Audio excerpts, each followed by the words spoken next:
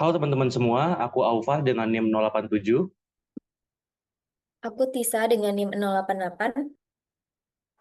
Aku Salwa dengan NIM 091. Aku Gilang dengan NIM 100. Aku dia dengan NIM 101.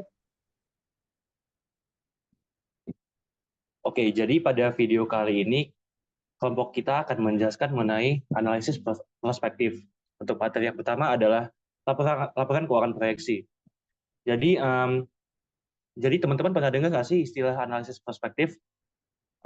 Ini tuh bukan tebak-tebakan ya, tapi strategi untuk memproyeksikan kinerja keuangan di masa depan. Dan tahap paling krusialnya adalah laporan keuangan proyeksi. Tapi laporan keuangan proyeksi ini bukan cuma menggandakan angka tahun lalu, kita mulai dengan asumsi pertumbuhan penjualan, margin laba, rasio efisiensi, kebutuhan modal kerja, dan investasi. Angka pertamanya adalah proyeksikan penjualan, lalu gunakan rasio historis atau asumsi baru untuk turunan lainnya, seperti HPP, beban operasional, hingga laba bersih. Setelah itu, kita memproyeksikan neraca dari laporan keuangan tersebut, mulai dari piutang, persediaan, utang usaha, menggunakan common size ratios dari penjualan. Aset tetap disesuaikan dengan rencana investasi. Begitu laba dan neraca selesai, laporan arus kas akan otomatis menyusul. Ini membantu kita dalam mengecek apakah cash cukup, apakah kita perlu utang tambahan, atau malah bisa membagi dividen. Intinya, projecting financial statement itu bukan meramal, tapi menyusun masa depan pakai logika keuangan.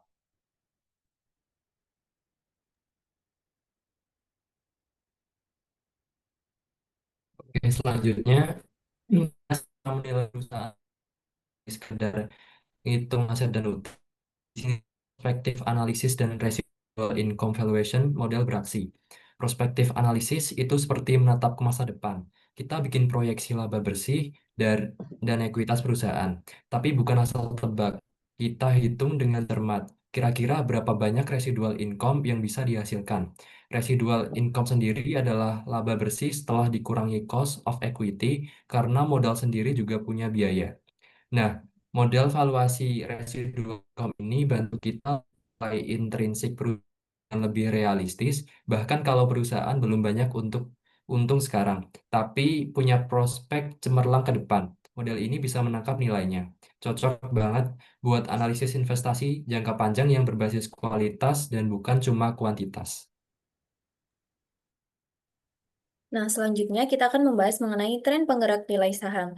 Jadi, nilai saham bisa dihitung dari nilai buku ekuitas ditambah dengan laba sisa atau residual income. Ini adalah selisih antara laba bersih dan biaya modal yang dikalikan dengan nilai buku. Kalau dilihat dari rumus, laba sisa ini akan positif kalau ROE lebih besar dari biaya modal. Intinya, apabila ROE perusahaan konsisten di atas biaya modal, nilai saham bisa naik. Tapi kalau ROE-nya sama atau di bawah biaya modal, maka laba abnormal akan hilang dan harga saham cenderung stagnan. Jadi proyeksi nilai saham jangka panjang sangat tergantung pada seberapa tinggi perusahaan bisa menjaga ROE-nya tetap unggul. Oke, kita masuk ke cash flow patterns. Di mana cash flow itu apa sih? Cash flow itu gambaran nyata bagaimana uang bergerak dalam sebuah bisnis. Masuk dari aktivitas operasional dan keluar untuk berbagai kebutuhan seperti pembelian aset, pembayaran utang, atau biaya produksi. Meskipun cash itu liquid dan aman, terlalu banyak menahannya justru tidak efisien karena tidak menghasilkan imbal hasil. Di sisi lain, saat cash ini diinvestasikan ke aset jangka panjang atau proyek baru, risikonya meningkat karena kepastian uang jangka panjang atau proyek baru itu risikonya meningkat karena kepastian uang kembalinya itu jadi lebih rendah. Pola arus kas ini saling terhubung. Kalau penjualan terganggu, arus masuk melambat. Produksi ikut terdampak dan efeknya bisa panjang. Karena itu, memahami hubungan antara cash flow, laba, dan akrual jadi penting dalam menilai kesehatan keuangan perusahaan. Yang paling menarik untuk dianalisis adalah free cash flow, yaitu dana yang tidak terikat dan bisa digunakan manajemen secara fleksibel. Karena di sanalah kita bisa lihat seberapa besar uang gerak strategi perusahaan dalam jangka panjang.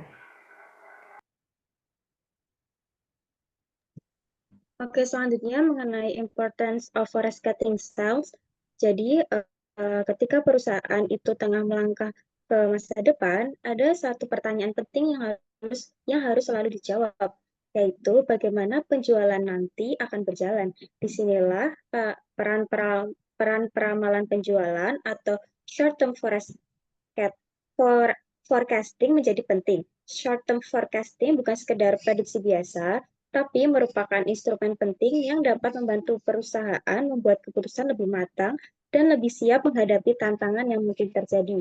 Dengan melakukan peramalan penjualan, perusahaan itu dapat merancang proses produksi sesuai permintaan, menjaga stok barang agar tidak terjadi kekurangan atau kelebihan, menyusun anggaran kas, hingga menyediakan sumber daya manusia yang cukup untuk memenuhi pesanan pelanggan. Dalam jangka pendek, peramalan juga berguna untuk menjaga arus kas lebih stabil, menjaga hubungan yang lebih harmonis dengan supplier, dan memastikan kepuasan konsumen tetap terjaga. Selain itu, peramalan penjualan ini juga memberikan visi yang lebih luas mengenai peluang dan risiko yang mungkin terjadi, sehingga manajemen itu dapat lebih tanggap dan mampu melakukan penyesuaian lebih dini apabila terjadi pergeseran pasar.